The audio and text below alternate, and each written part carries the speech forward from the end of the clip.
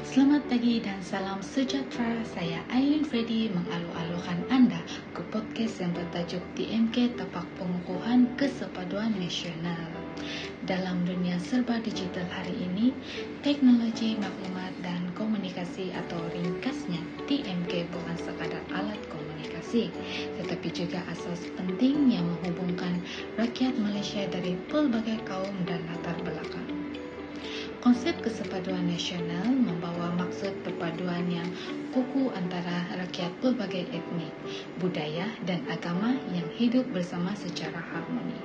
Maka, TMK kini berfungsi sebagai tapak penyatuan sosial, tempat di mana perbezaan diraikan dan persamaan disuburkan melalui ruang digital bersama. Sebagai contoh, penggunaan media sosial seperti TikTok, Facebook, dan Instagram bukan sekadar platform hiburan, tetapi juga wadah yang mempertemukan rakyat Malaysia untuk berkongsi nilai-nilai kebersamaan seperti ketika sambutan Hari Malaysia, Hari Kebangsaan, dan perayaan pelbagai kaum. TMK telah melahirkan generasi rakyat Malaysia yang lebih terbuka, berfikiran global, namun tetap berpaksikan nilai lokal, dan inilah bukti bagaimana teknologi menjadi jambatan kepada perpaduan nasional. Menurut Suruhanjaya Komunikasi dan Multimedia Malaysia (MCMC) dalam laporan Internet Users Survey 2023, lebih 30 juta rakyat Malaysia kini mempunyai akses kepada internet dengan kadar penembusan melebihi 96%.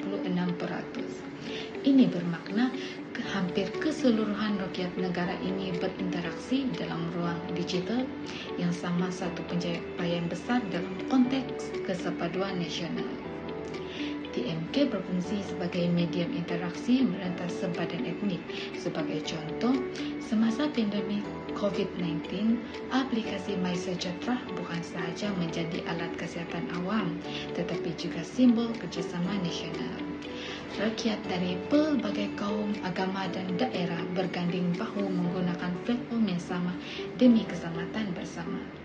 Ini membuktikan bahawa TMK mampu menjadi tapak kebersamaan digital bagi seluruh rakyat Malaysia. Selain itu, inisiatif e-pembelajaran seperti Delima KPM memperlihatkan bagaimana TMK menyatukan pelajar di seluruh negara melalui pembelajaran dalam talian. Guru dan pelajar daripada pelbagai latar belakang dapat berinteraksi dalam ruang pembelajaran maya yang sama, menghapuskan sepadan geografi dan sosial. Situasi ini bukan sahaja menggalakkan perkongsian ilmu, tetapi juga meningkatkan kefahaman dan toleransi antara budaya. Dari segi ekonomi pula, platform e-dagang seperti Shopee dan Lazada telah menghubungkan peniaga dan pengguna dari pelbagai etnik. Peniaga Bumiputra boleh menjual produk kepada pembeli Cina atau India, begitu juga sebaliknya. Ini menunjukkan kesepaduan ekonomi yang terbentuk melalui TMK. Menurut Rahman dan Lid 2022, interaksi digital ini meningkatkan interaksi merentas etnik dan mewujudkan rasa saling bergantung dalam rakyat Malaysia. Bukan itu sahaja, TMK juga memperkukuhkan perpaduan melalui penggunaan media sosial untuk aktiviti kebajikan. Contohnya, semasa bencana banjir di Sabah dan Johor pada tahun 2022, rakyat pelbagai kaum menggunakan media sosial untuk menggerakkan bantuan sukarelawan. Fenomena ini menggambarkan nilai empati dan kasih sayang sejagat yang dipupuk melalui teknologi komunikasi moden. Secara keseluruhannya, episod podcast ini mengalir dalam 3 bahagian utama. Saya mulakan dengan pengenalan kepada konsep TMK dan kesepaduan nasional yang menjelaskan bagaimana teknologi menjadi teras perpaduan moden.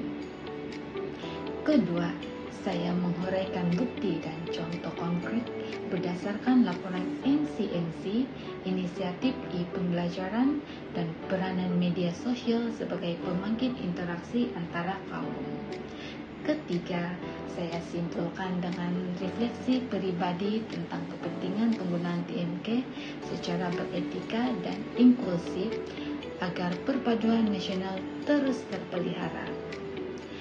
Dalam dunia tanpa sepadan ini, teknologi bukan lagi sekadar ciptaan, tetapi satu bentuk budaya yang membentuk cara kita berfikir dan berinteraksi.